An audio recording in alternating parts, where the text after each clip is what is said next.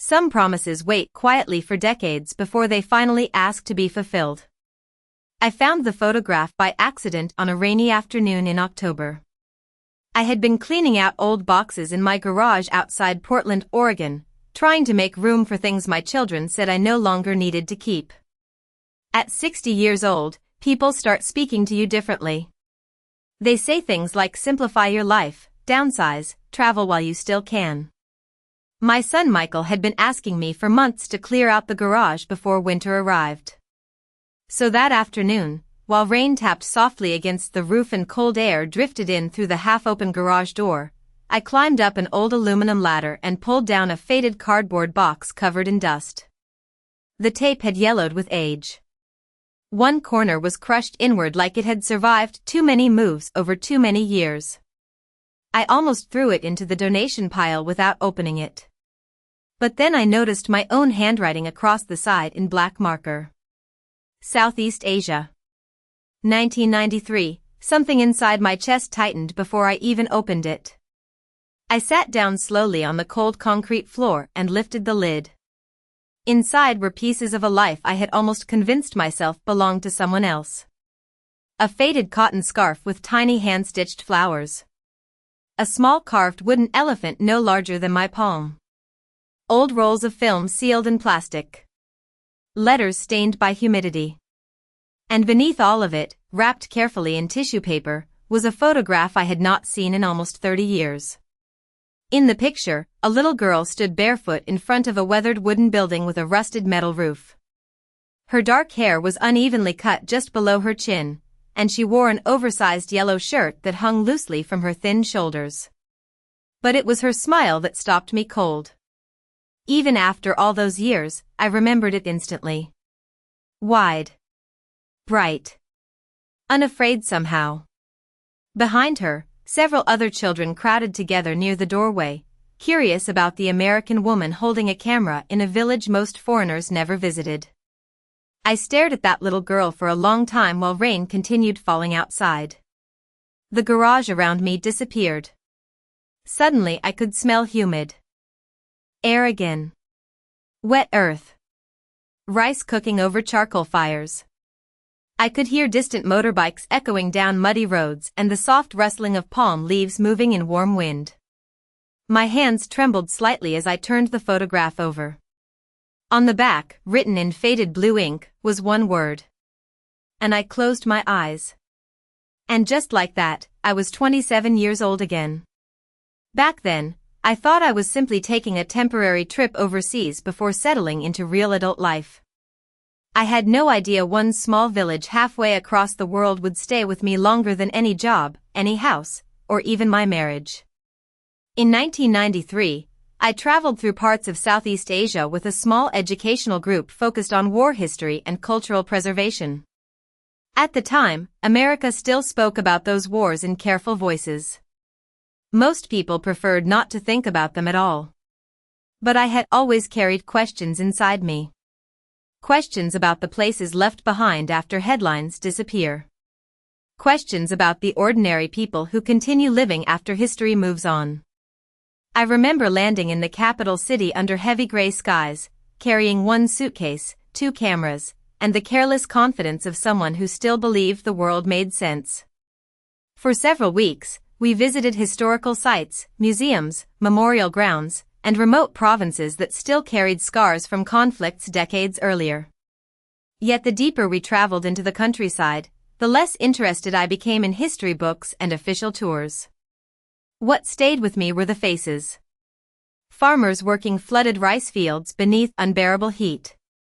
Elderly women selling fruit beside broken roads. Children waving at passing buses with impossible joy. And then one morning, a local pastor named Jonathan Reed asked if I wanted to visit a small orphan village several hours away from the nearest city. I said yes without understanding that single decision would quietly shape the rest of my life. The road to the orphan village took nearly 5 hours by bus, though distance alone could not explain how far away it felt from the world I knew. Pastor Jonathan sat beside me near the back, his sleeves rolled neatly to his elbows despite the heat pressing through the cracked windows. He was originally from Ohio, but he had lived in Southeast Asia for almost 12 years by then. His skin had turned permanently sunburned from years of traveling dusty rural roads, and he spoke with the calm patience of someone who no longer hurried through life. For most of the ride, we barely spoke. Outside the window, the city slowly disappeared behind us. Concrete buildings gave way to open fields flooded with rainwater that reflected the gray sky like sheets of glass. Farmers in wide straw hats bent over rice paddies beneath the heavy afternoon humidity. Small roadside markets appeared every few miles, covered by faded tarps and surrounded by baskets of fruit I could not name at the time. Occasionally children waved as the bus passed, laughing and chasing each other through muddy roads barefoot. Everything felt alive in a way that was difficult to explain. Not polished. Not easy. But deeply alive. As we moved farther into the countryside, the roads became rougher. Sometimes the bus slowed to avoid potholes large enough to swallow entire tires. Other times we passed old buildings with crumbling walls and rusted roofs that looked abandoned for decades. I remember noticing how quiet many of the older adults seemed.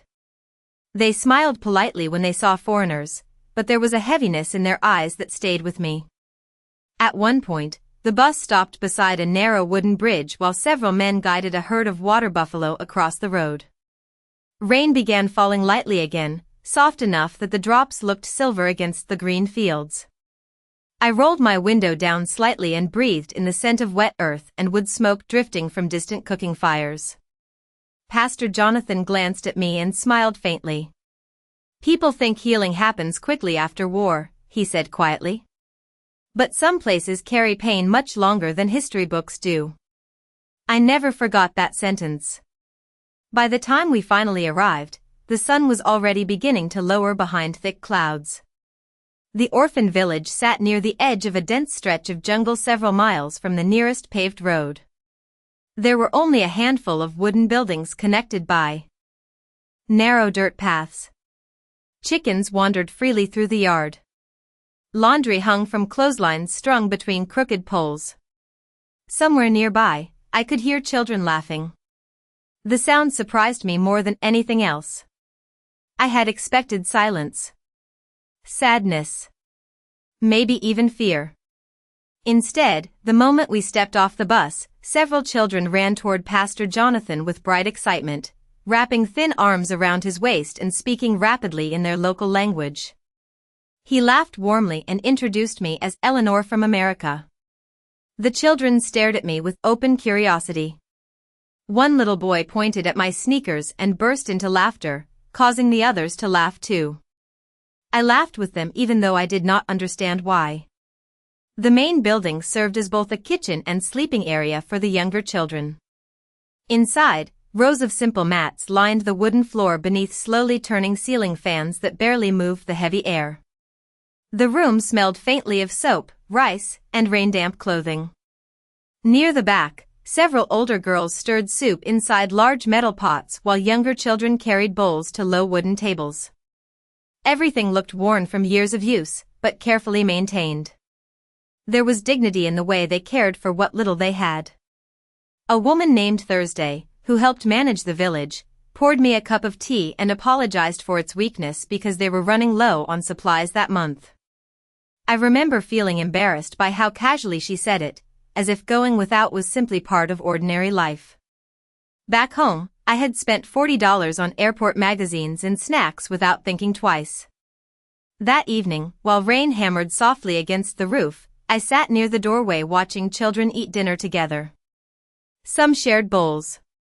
Others passed pieces of bread to younger kids before taking any for themselves.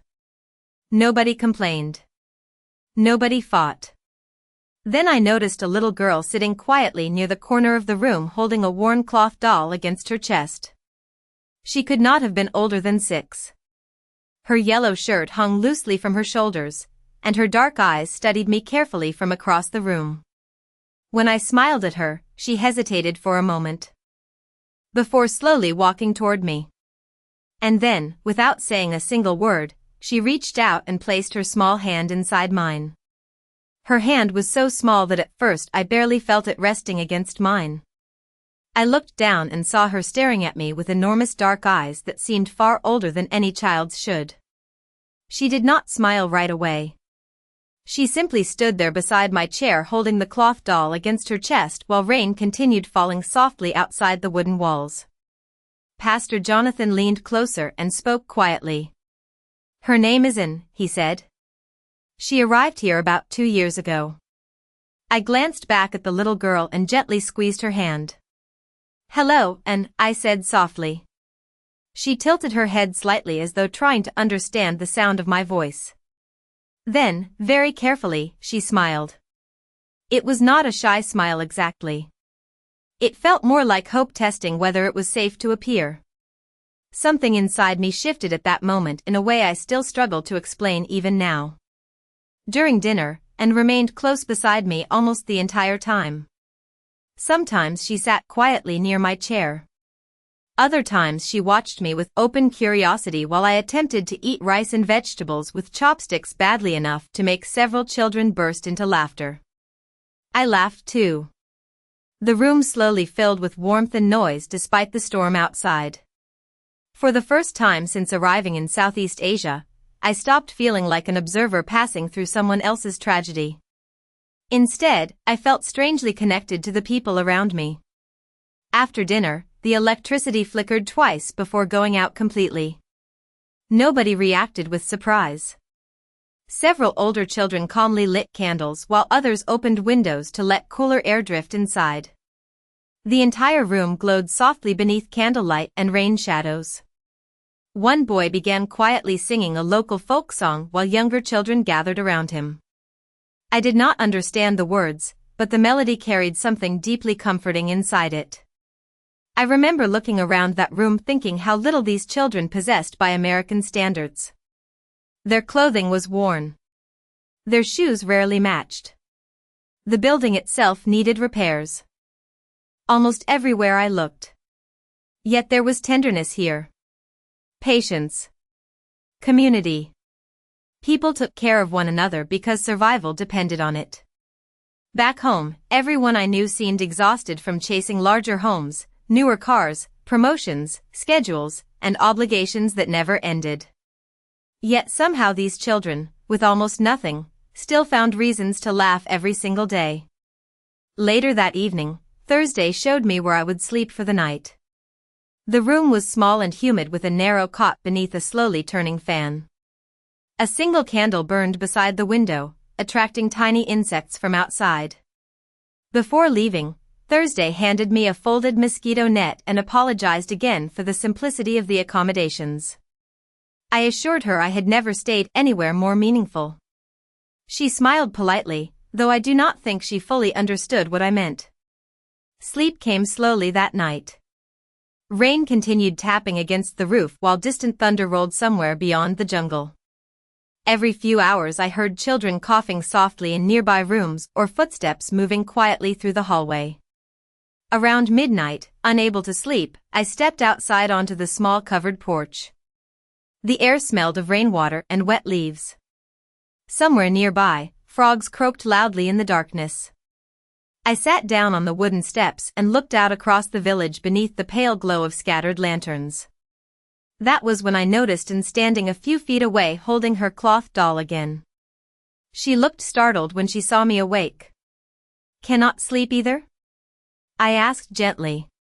She walked closer without answering and sat beside me on the steps. For a long moment, neither of us spoke. We simply listened to rain falling through the trees. Finally, in careful broken English, she asked, "America very far?" Her voice was soft and uncertain. I nodded slowly. "Yes," I said. "Very far." She looked down at the doll in her lap before asking another question so quietly I almost missed it. "You go home tomorrow?" The words hit me harder than they should have. I realized then how many people must have entered and left this village over the years. Visitors bringing supplies. Tour groups taking photographs. Foreigners offering sympathy before returning to comfortable lives thousands of miles away. I looked at this little girl sitting beside me in the rain-dark night and felt an ache settle deep inside my chest. "Not tomorrow," I told her gently. "But soon." She nodded without disappointment, as though she had already expected that answer before asking the question at all. Then she leaned her head lightly against my shoulder for just a second before standing up and disappearing quietly back inside the building. I remained there alone long after she left, listening to the rain and realizing something uncomfortable for the very first time. I did not want to leave this place behind. The next morning, I woke before sunrise to the sound of roosters somewhere beyond the trees and the soft clatter of pots coming from the kitchen building. For a moment, I forgot where I was. The air felt thick and warm beneath the mosquito net, carrying the scent of rain-soaked earth drifting through the open window. Then I heard children laughing outside, and everything returned at once. I dressed quickly and stepped into the pale morning light. Mist floated low across the ground while the jungle beyond the village glowed deep green beneath the rising sun. Several children were already sweeping dirt paths with handmade brooms while others carried buckets of water from a nearby pump. Nobody complained about chores. They simply worked together naturally, as though helping one another was as ordinary as breathing. Near the cooking area, Thursday stood over a steaming metal pot stirring rice porridge for breakfast. She smiled when she saw me and handed me a chipped ceramic cup filled with tea. "You sleep okay?" she asked carefully in English. I nodded and thanked her, though the truth was I had barely slept at all. My mind kept returning to and sitting beside me in the rain the night before, asking whether I would leave soon. As the village slowly woke around us, Pastor Jonathan invited me to walk with him before breakfast. We followed a narrow dirt path beyond the last building where tall grass swayed gently in the humid breeze. Along the way, he explained how the village survived mostly through donations and local farming. Some months were manageable. Others were extremely difficult. Medicine was expensive. School supplies were limited. During rainy seasons, roads often flooded badly enough to cut the village off for days at a time. Yet despite everything, he never spoke with bitterness. Only quiet exhaustion. "Most people want to help for a few days," he told me as we walked. "But staying committed for years is much harder. Especially when the world moves on to other headlines." I looked across the distant rice fields glowing gold beneath the morning sun and felt ashamed by how temporary my own presence suddenly seemed. I had arrived carrying cameras, notebooks, and curiosity. But these people carried responsibilities that never ended when visitors went home. When we returned to the village, breakfast was already being served. Children sat cross-legged in long rows eating from metal bowls while soft conversation filled the room. Anne spotted me immediately and waved excitedly for me to sit beside her. She offered me the larger spoon from her bowl before taking the smaller one for herself. Such a tiny gesture should not have affected me so deeply, but it did. Throughout that day, I spent time helping wherever I could. I folded laundry beside Thursday beneath the hot afternoon sun. I helped older children practice simple English phrases from worn schoolbooks. I even attempted to cook vegetables over charcoal stoves badly enough to make everyone laugh again. Hours passed differently there. Slower. Fuller somehow. Nobody seemed obsessed with schedules or productivity. Life moved according to weather, meals, sunlight, and community. In the afternoon, several children led me toward a small clearing near the edge of the jungle where they played soccer using a ball patched together with layers of tape and string. The field was uneven and muddy from rain, but their joy made the place feel enormous. Anne stayed close beside me almost the entire time, occasionally slipping her hand into mine without saying anything. At one point she showed me a tiny flower bracelet woven from green stems and carefully tied it around my wrist. "For remember," she said proudly in broken English. I smiled at her, but my chest suddenly ached so sharply I had to look away for a moment. Because deep down, I already knew remembering would become the problem. Late that evening, after dinner ended and candles flickered softly against the wooden walls again, I sat alone writing notes inside my travel journal. Outside, insects hummed loudly beneath the warm darkness. I wrote about the children. About the rain. About the strange feeling growing heavier inside me every hour I spent there. Then I stopped writing altogether and stared at the blank page for a long time. Back home in America, my life suddenly felt distant and strangely hollow. I had spent years worrying about promotions, retirement savings, grocery lists, relationships, and future plans that now seemed embarrassingly small compared to the quiet resilience I witnessed here every single day. Before going to sleep, I closed my journal and wrote one final sentence across the bottom of the page. One day, I will come back and do more than simply visit. At the time, I thought it was only a hopeful thought written by an emotional young woman far from home. I had no idea that sentence would quietly follow me for the next 30 years of my life. Leaving the village felt far more painful than arriving there. On my final morning, the sky hung low and gray again, heavy with rain that had not yet fallen. Children gathered near the dirt road to watch the old bus arrive through clouds of red dust. Some waved excitedly at the driver while others stood quietly with sleepy faces and crossed arms. I remember wishing desperately that time would slow down somehow. That someone would tell me my flight had been cancelled or the roads had flooded or that I had another week left before returning home. Instead, reality moved forward exactly as it always does. Thursday packed small bundles of food for my journey and apologized repeatedly because she wished she could give me something nicer to remember them by. I tried to explain that they had already given me more than I knew how to carry home, but emotion tightened my throat too much for the words to come out properly. Pastor Jonathan helped load my suitcase onto the bus while villagers gathered nearby beneath umbrellas and woven hats. Everything around me felt strangely sharp and vivid that morning. The smell of rain in the air. The sound of chickens moving through wet grass. The faded blue paint peeling from the side of the kitchen building. I kept noticing tiny details as though my mind was trying desperately to preserve every piece of that place before I lost it forever.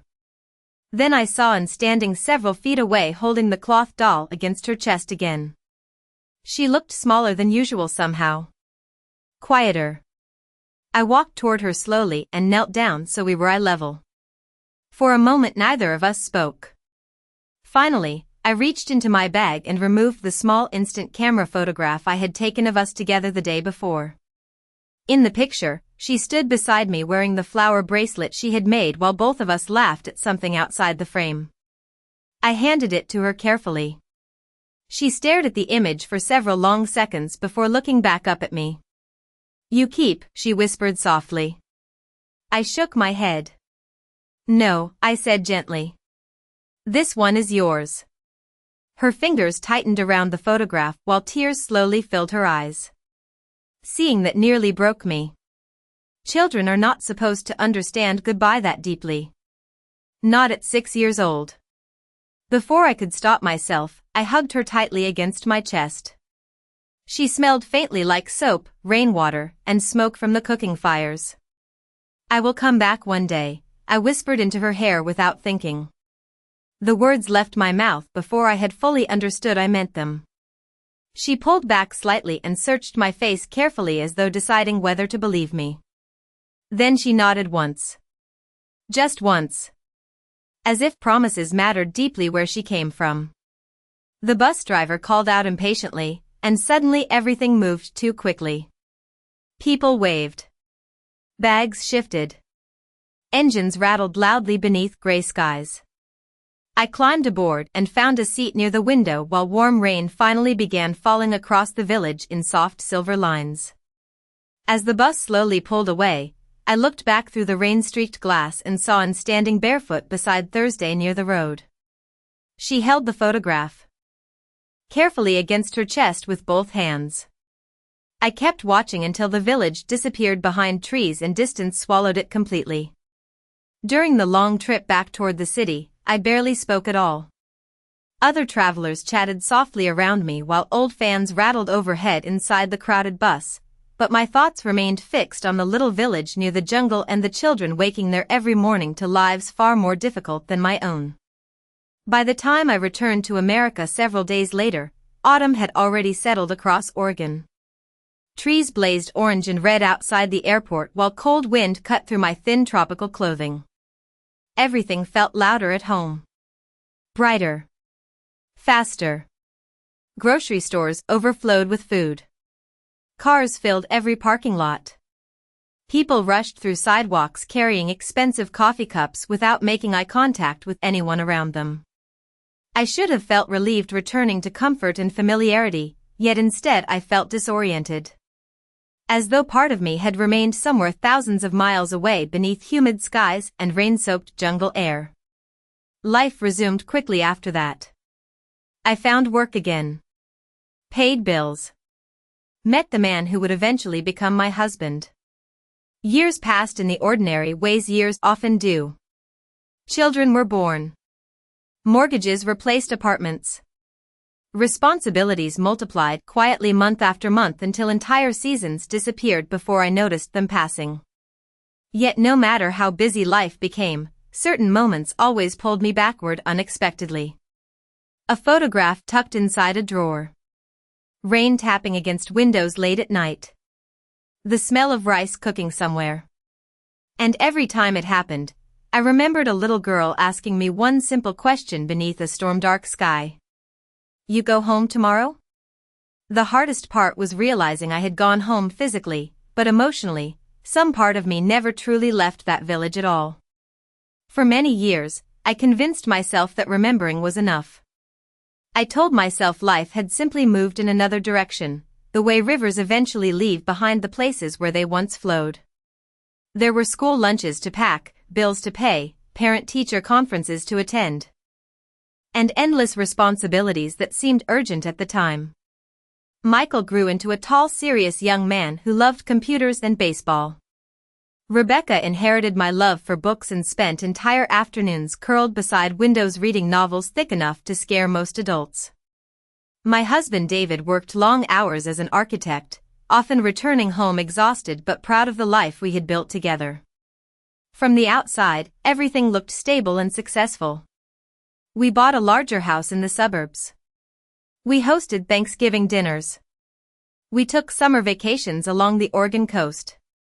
Life unfolded exactly the way many American families hope life will unfold. Yet every once in a while, usually late at night after everyone else had fallen asleep, I would open the old wooden box hidden in the back of my closet and look through the photographs from Southeast Asia again. The images slowly faded over the years, their edges curling from age and humidity, but the emotions attached to them never weakened. If anything, they became heavier with time. Sometimes I wondered what had happened to Anne. Whether she had stayed at the village. Whether she had found a family. Whether she still carried the photograph I gave her that rainy morning. Other times I questioned whether returning had ever been realistic at all. America has a way of keeping people busy enough to abandon even the promises that once mattered deeply to them. Years turned into decades almost without warning. My children left home. Michael moved to Seattle for work. Rebecca became a teacher in Northern California. David and I adjusted slowly to the strange quietness that arrives after children grow up and build lives of their own. At first, I thought the silence would feel peaceful. Instead, it felt enormous. Rooms stayed clean because nobody used them. Dinner conversations became shorter. Entire weekends passed without interruption. Then, when I was 57 years old, David suffered a sudden heart attack while jogging one cold November morning.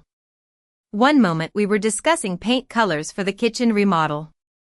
The next moment I was standing beneath fluorescent hospital lights listening to doctors explain things no wife is ever truly prepared to hear. Grief changed the shape of my life overnight. After the funeral, people surrounded me constantly for several weeks bringing casseroles, sympathy cards, flowers, and careful conversations spoken in lowered voices.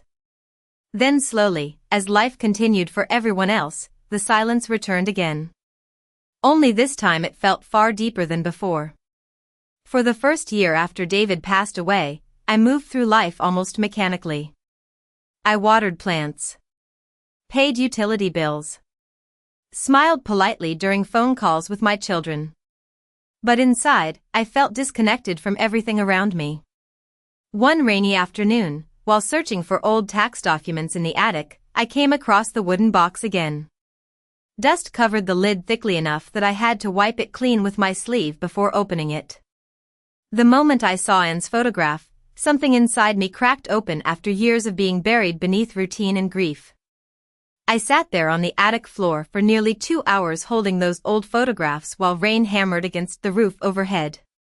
The realization arrived quietly but with complete certainty. I had spent most of my life taking care of everyone around me while postponing the one promise that had once made me feel fully alive. A few days later, I called Rebecca and casually mentioned I had been thinking about traveling overseas again someday. There was a pause on the line before she laughed softly. "Mom, you hate long flights now," she said. "You barely survived Thanksgiving traffic last year." I laughed too, but her words lingered with me afterward. Somewhere along the way, I had started behaving as though aging meant shrinking my world smaller and smaller every year. Fewer risks. Less movement. Less purpose. That realization frightened me more than growing old itself. So one evening, sitting alone at my kitchen table beneath the soft yellow light above the stove, I opened my laptop and searched for flights to Southeast Asia for the first time in almost 30 years. My hands trembled while I typed. Partly from fear. Partly from disbelief that I was actually doing it. The prices looked impossibly expensive at first. The travel routes seemed exhausting. I nearly closed the computer 3 different times. Then I looked across the room at the photograph of David smiling from our family vacation years earlier, and suddenly I heard his voice clearly in my mind the way I often still did during quiet moments. "If something matters to you this much," he used to say, "then stop waiting for permission to do it." That night, for the first time in decades, the promise I had made beside a jungle village no longer felt like a memory. It finally felt like a direction. The flight back to Southeast Asia took nearly 20 hours, including layovers, delays, and one sleepless night inside an overcrowded airport terminal where fluorescent lights never dimmed.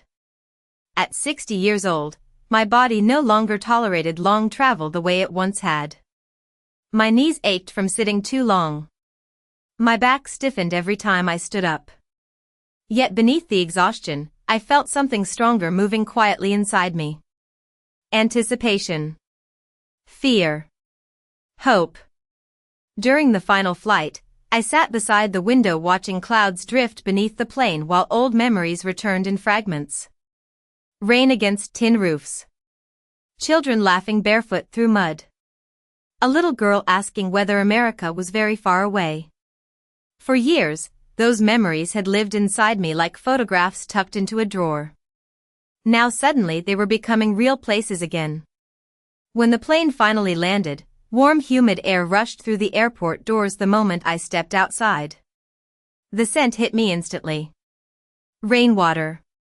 Motorbike exhaust. Cooking oil. Tropical heat rising from pavement beneath gray skies. My chest tightened unexpectedly. Some places remain inside your body long after you leave them. I had forgotten that until that moment. The city looked almost nothing like I remembered. Tall glass buildings stood where older streets once crowded together. Neon signs flashed above busy intersections packed with scooters weaving through traffic like schools of fish. Coffee shops and modern shopping centers filled neighborhoods that had once felt quiet and worn. Part of me worried I had waited too long. That whatever connection I once felt to this country belonged entirely to the past now. I spent my first 2 days adjusting to the time difference and trying to locate the old village records through local charities and churches. Much had changed over 30 years. Some organizations no longer existed. Roads had been renamed. Several people I remembered had passed away, including Pastor Jonathan, who had died nearly a decade earlier according to one elderly church worker who still remembered him fondly. Hearing that news saddened me more than I expected. It felt like losing another fragile bridge back to the person I used to be. Still, one local volunteer eventually recognized the village name from old maps and agreed to help arrange transportation. Early the next morning, we left the city before sunrise in a small van packed with bottled water, supplies, and boxes of donated medicine I had purchased before arriving. As we drove farther into the countryside, the landscape slowly began feeling familiar again. Rice fields stretched beneath cloudy skies. Palm trees swayed beside narrow roads. Small roadside stands sold fruit beneath faded umbrellas exactly the way they had decades earlier. Yet there were changes too. More paved roads. More schools. More electricity lines crossing villages that once felt isolated from the world. Progress had reached many places. But not all of them. After several hours, the paved roads disappeared and rough dirt paths returned beneath the tires exactly as I remembered. My hands tightened unconsciously in my lap. The farther we traveled, the quieter I became. Finally, the driver slowed near a cluster of weathered buildings surrounded by tall grass and banana trees. My heart began pounding so loudly I could barely hear anything else. The village was smaller than I remembered, yet somehow exactly the same. The old kitchen building still stood, though part of the roof had been replaced with newer metal sheets. Children's clothing still hung from lines stretched between wooden poles. Chickens still wandered freely through muddy pathways after rain. For a long moment, I simply sat frozen inside the van staring out the window while emotion rose so suddenly inside me I could hardly breathe. Then several children noticed the vehicle and ran toward us laughing curiously. Their voices echoed through the humid afternoon air exactly the way voices had echoed there 30 years before. I stepped slowly out of the van, my legs trembling slightly from more than travel fatigue. Everything around me felt suspended between memory and reality. A younger woman carrying a basket paused near the doorway of the main building and stared at me carefully. She looked to be in her mid-30s with dark hair tied loosely behind her shoulders and gentle tired eyes that seemed strangely familiar somehow. We stood there silently for several seconds studying one another across the yard while children moved noisily around us. Then her gaze dropped suddenly toward my wrist. Even after all those years, I was still wearing the faded flower bracelet sealed carefully beneath clear thread to keep it from falling apart completely. Her eyes widened instantly. The basket slipped from her hands onto the dirt ground. And in a voice barely louder than a whisper, she said my name. Eleanor? Hearing my name spoken in that voice after nearly 30 years felt almost unreal. For a moment, I simply stared at the woman standing across the muddy yard while my mind struggled to connect the little girl from my memories with the adult in front of me now. But then she smiled through sudden tears, and I recognized her instantly. The same eyes. The same careful way of tilting her head slightly when emotional. Before I could say anything, she crossed the distance between us quickly and wrapped her arms around me so tightly I nearly lost my balance. You came back, she whispered against my shoulder. You really came back. I held her just as tightly while emotion crashed through me with such force I could barely speak. Around us, children watched curiously while warm wind moved through the trees overhead. Somewhere nearby, someone was cooking rice over an outdoor fire, and the familiar scent drifting through the humid air suddenly made the years separating past and present feel impossibly small. When we finally pulled apart, and wiped her eyes quickly and laughed softly in embarrassment. I thought maybe I imagined you sometimes. She admitted. Like maybe you were only part of childhood. I shook my head slowly. I never forgot you, I said honestly. Her expression changed then. Softer somehow. As though those words mattered more deeply than I understood. And led me through the village while children followed behind us curiously, whispering and laughing among themselves. Much had changed over the decades. Several new buildings stood where open ground once stretched beneath trees. A small classroom with faded blue walls had been added beside the kitchen building. There was now a water filtration system donated by an international charity several years earlier. Yet despite the improvements, many struggles remained painfully familiar. Supplies were still limited. Medical care remained difficult to access in rural areas. Several children slept 3 or 4 to a room because there was not enough space for everyone. "We do better now than before," Anne explained quietly while showing me around. "But every year more children arrive." Her voice carried no bitterness. Only exhaustion layered beneath determination. Later that afternoon, she brought me into a small office near the back of the property where old filing cabinets lined the walls beside stacks of donated schoolbooks. On one shelf sat framed photographs from different years of the village's history. My breath caught when I noticed a faded instant photograph displayed carefully in a wooden frame near the window. The picture showed a younger version of myself kneeling beside a little girl wearing a flower bracelet. The same photograph I had given Anne on the morning I left. She noticed me staring at it and smiled softly. "I kept it all these years," she said. "When things became difficult, I used to look at it and remember somebody promised they would come back someday." I looked away for a second because tears blurred my vision too badly to see clearly anymore. Guilt settled heavily inside me then. Not because I had forgotten the promise, but because it had taken me so long to finally fulfill it. That evening, after dinner, several children gathered around me asking questions about America. Did people really own houses with swimming pools? Was snow cold enough to hurt your skin? Did everyone in New York wear expensive suits like in movies? Their curiosity made me smile, but it also reminded me how enormous the distance between our worlds still remained. Later, after most of the younger children had fallen asleep, Anne and I sat together outside beneath strings of dim lights hanging between buildings. Crickets hummed loudly in the darkness while humid night air wrapped around us like a blanket. "Pastor Jonathan talked about you for years after you left," she said quietly. "He always believed you would come back one day." I swallowed hard. "I almost did many times," I admitted. "Life just kept getting in the way." And nodded slowly as though she understood that better than anyone. "Life always gets in the way," she said gently. "That is why most people never return." We sat in silence for a while after that. Then she looked toward the sleeping buildings where dozens of children rested beneath slowly turning ceiling fans.